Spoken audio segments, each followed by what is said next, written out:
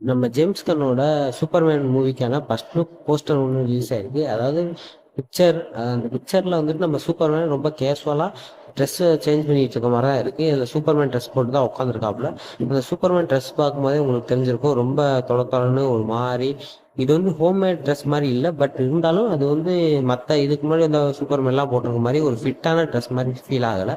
கொஞ்சம் லூஸாக கொஞ்சம் மடங்கி மடங்கி இருக்க மாதிரி தான் இருக்குது. அதுவும் இல்லாமல் அதில் நிறைய டீட்டெயிலிங்லாம் இருக்குது. பட் அது நம்ம மூவியில் பார்க்கும்போது தான் இந்த மாதிரியே காட்டுறாங்களா இல்லை சிஜிஐ பண்ணி கொஞ்சம் டெவலப் பண்ணுறாங்களா அப்படிங்கிறது தெரிய வரும். எனக்கு தெரிஞ்சு பின்னாடி ஏதோ ஒரு கலவரம் நடக்குது, அந்த கலவரத்துக்கு போகத்தான் நம்ம சூப்பர்மேன் இங்கே கிளம்பிட்டு இருக்காரு அப்படிங்கிற மாதிரியும் தெரிய வருது. அது என்ன பிரச்சனை, அது எப்படி அமைய போகுது, யாரும் முக்கியமான வில்லன் அப்படிங்கிறதெல்லாம் அடுத்தடுத்து தான் ஜேம்ஸ் கன் அஃபீஷியலாகவே ரிலீஸ் பண்ணுவார். பட் எனக்கு இந்த போஸ்டரில் சூப்பர்மேனோட லுக் ரொம்ப ரொம்ப பிடிச்சிருந்துச்சு.